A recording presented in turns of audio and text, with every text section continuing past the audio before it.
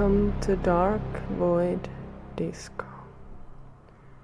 In this episode, I want to hold space for myself. When I was 13, so I want to hold space for my teenage self, that earlier version of me that was in the threshold between child and adult. That young person who was suddenly awakened into a new world where I was no longer simply a person, a being, a child, but becoming perceived as something different and other than simply a human being, because I was going to be perceived as being a woman. And I was pissed off about this shift. I was so angry. I was in pain. And for the longest time I carried these memories of my first time into teenagehood with some kind of shame about how difficult I was in those times, how much I fought with my parents, particularly with my dad, because of his way of trying to keep me in line and control me. Maybe you can hear some of the traffic in the background. That's fine, I will leave it in. I am in the city. In a city, it's daytime and the sun is shining, but I have some curtains drawn so that I can have a little bit of a shielded corner from the sun, but feel the warmth through the curtain as I record this. Even though my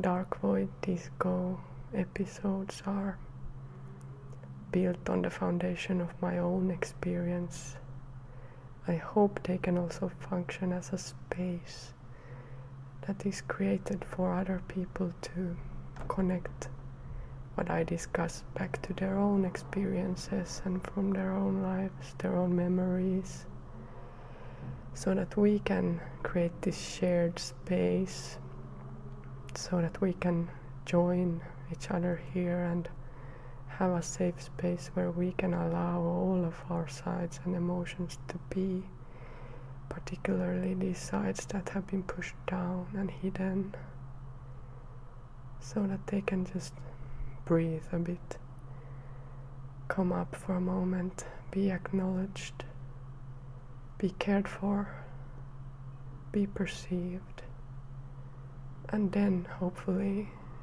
integrated more deeply into us and helping us to become more whole beings.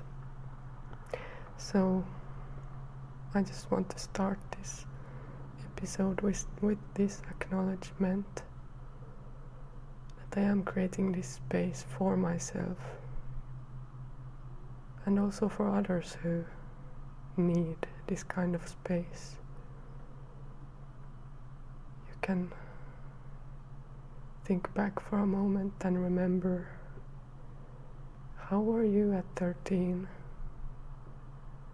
Or think of someone in your life who is in a similar stage,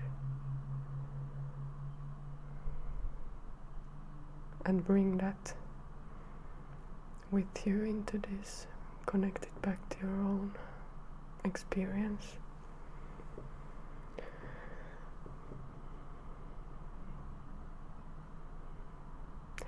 At 13 I felt like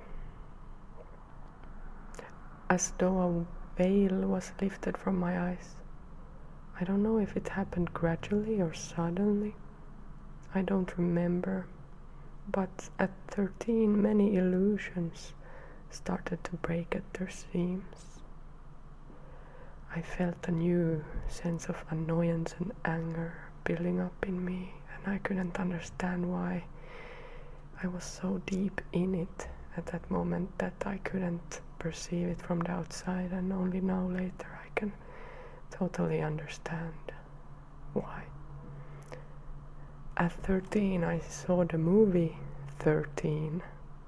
It was an American movie. It was pretty new at that time, and a friend had gotten a copy of it, and we watched it at their house. Actually, I think it was the 13th birthday of two of my friends, like a birthday party. I remember that we were laughing about how absurd it felt, because the movie portrays these 13-year-old girls as very mature, in a way mature, but also immature on an emotional level, but they are embarking on pretty wild stunts with drugs and sex, and we couldn't relate to that because I grew up in a pretty sheltered space. So this movie felt far removed from our own sheltered lives, suburban lives. But while we were playing it down and laughing about the movie, I still also remember feeling that I was secretly exhilarated to see other girls that simply seemed to do what they just felt like without needing to rein it in or without needing to hide their madness, wildness. Because I felt like something was erupting and growing in me, and at the same time it was something to be pushed down. It was something to be feared. And I think many people who grow into becoming teenagers or adults go through these feelings because we don't have spaces, safe spaces, where, for example, you can get to know your sexuality and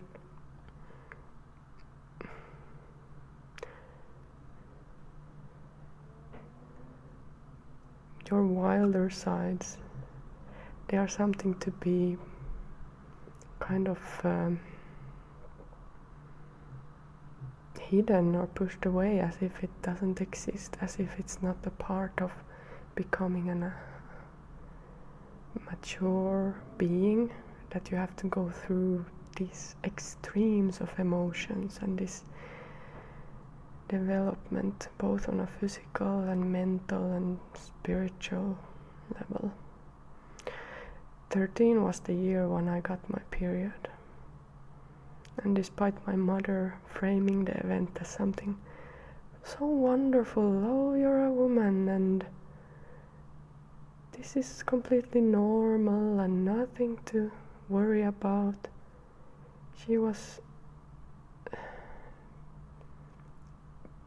putting on a good face, but I saw that it was a bit of a mask, because I had a distinct feeling that this event was also a portal to completely new horrors, new monsters that would come through that portal. And they did. And that's a part of it, that's a shadow part of this beautiful growth. It has all sides. With my mother, there was no space for acknowledging dark sides. She didn't have space, and it scared her so much that I learned to, well, I wasn't exactly able to hide it, but I tried to tone it down a bit around her, maybe, or didn't get its fullest expression, and it was a part of this whole process of having to repress the darkness. I found myself being drawn to dark music that gradually grew heavier as I grew deeper into my teens. And from these more typical kind of pop rock into some punk, some metal music, death metal, doom, grindcore, different types of music. Both music that had a lot of yelling, other people that yelled for me because I was screaming on the inside, but I wasn't allowed to voice it externally. So that was sometimes the only thing I could do, was to listen, just let myself feel it inside of me, in this space that was created by the music. It came out, it got a space like this space that I'm creating with this podcast, but a bit different. That was the only space I had for many years. Yeah, because on the outside I was expected to somehow be the same, this optimistic, happy, bright child that was just going farther and farther away from who I actually was. Inside I was in turmoil, since I had no place to express it. I felt like I would drown in it if I didn't have this outlet through music, and also through movies and games and media that I think many of us use as tools to process. As children we use play, games that children play help them to process their life and aspects of it that they can't verbalize, understand. And as we grow older and play is becoming less accessible, we have to find other places like stories, movies, music.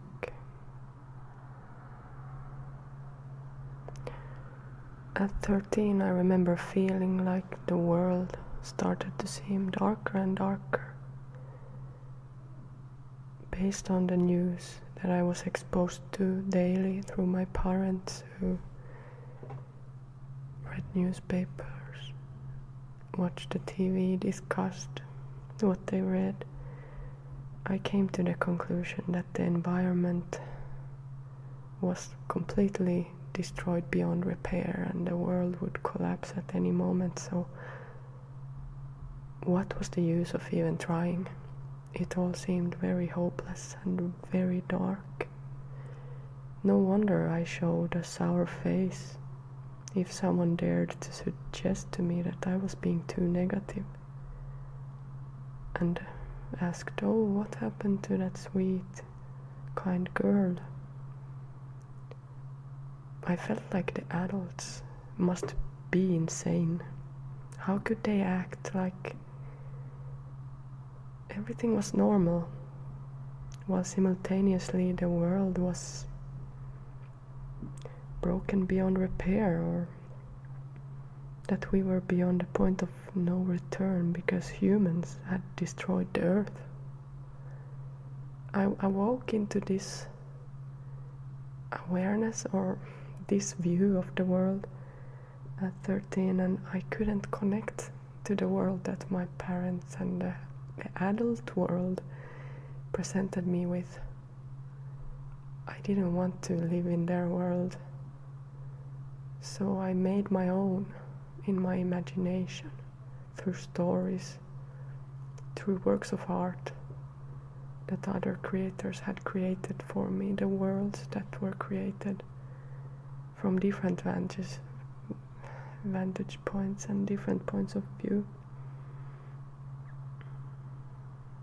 I decided that if the adults had created this kind of a world for me to grow up into, I wouldn't live in it. I don't need to. I will create my own. I found so many contradictions in their world. You should follow the news, be aware of what's going on, be a good, respectable citizen. You should be aware of the way of the world and exert your effort trying to make it better. But there was no space for anger and sorrow and mourning the death of the sunny days of my childhood, or sunny days of the earth as it had seemingly been before it was destroyed. Mind you, this was all the bubble I was living in as I was growing into my teens. Now later on my views has changed after I have found other bubbles, additional filters or viewpoints, but at that point that seemed like that was the only worldview that was available, and only darkness was found there. But at the same time, no darkness was supposed to be visible. And my pain over the state of the world had no space, while that pain was actually coming from a deep love for the world. So my only way out was into the world of stories, into myself, imaginary beings. Stories that others had created, but also my own writings and comics and music. And they were imaginations that were distinctly dark. They had to be, since I desperately needed a space where all my emotions would be allowed, also my darker sides, and where I could process those feelings. I needed a space where I was not being too sensitive, too awkward, too angry, too anxious, too rude, too loud.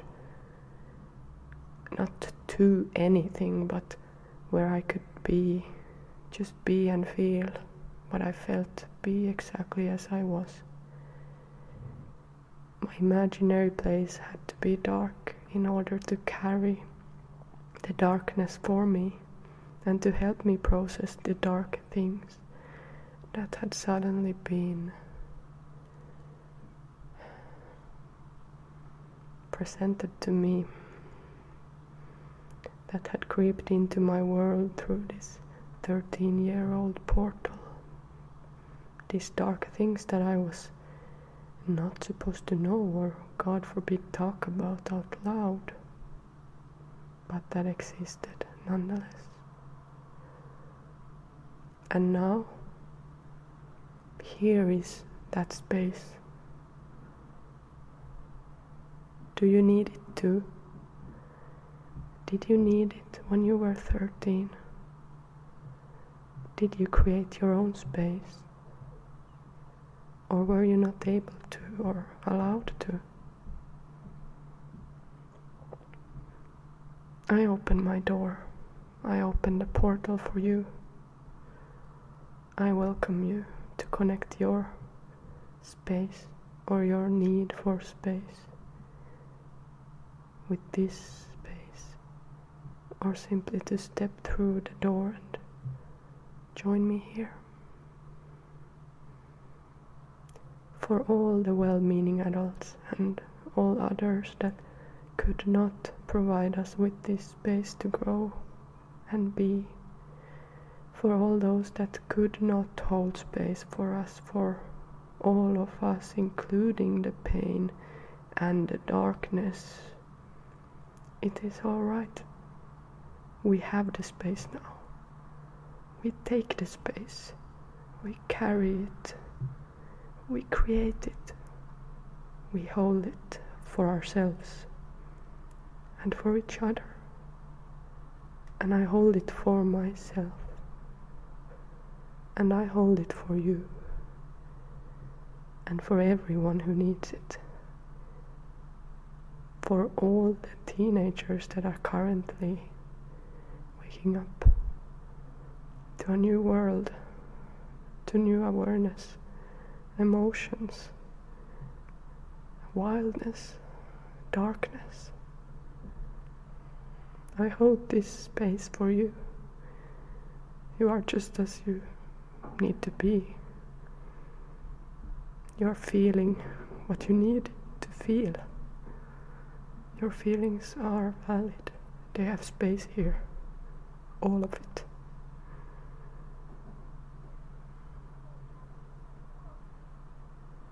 I hold this space for you.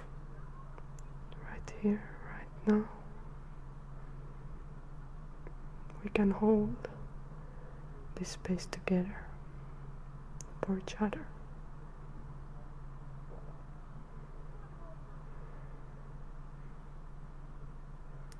And with that, I want to thank you for joining me in this space.